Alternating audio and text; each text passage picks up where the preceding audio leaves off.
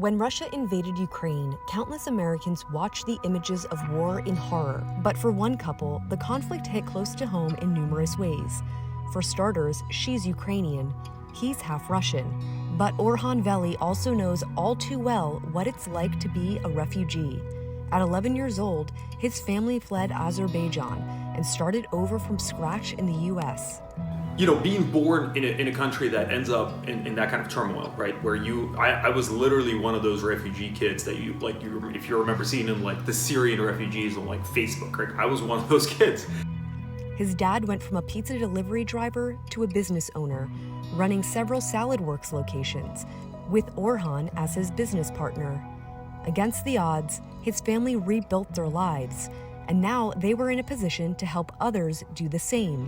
You know, that was like, yeah, of course. Having walked those shoes, it made perfect sense to want to give somebody else that opportunity too. With an urge to help, his wife Anastasia reached out to her niece, a single mother who she became desperate to save. Once they crossed into Poland, then the big question came, right? How do we get to America?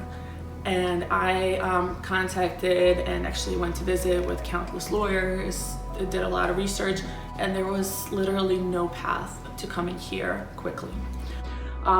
Any refugee program takes years, Orhan can attest to that.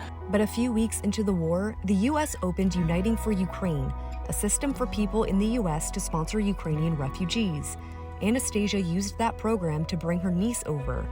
Then they sponsored another friend, and another, and eventually they had helped save 11 people. 2 of them are Anastasia's cousin Katya and her husband Sasha.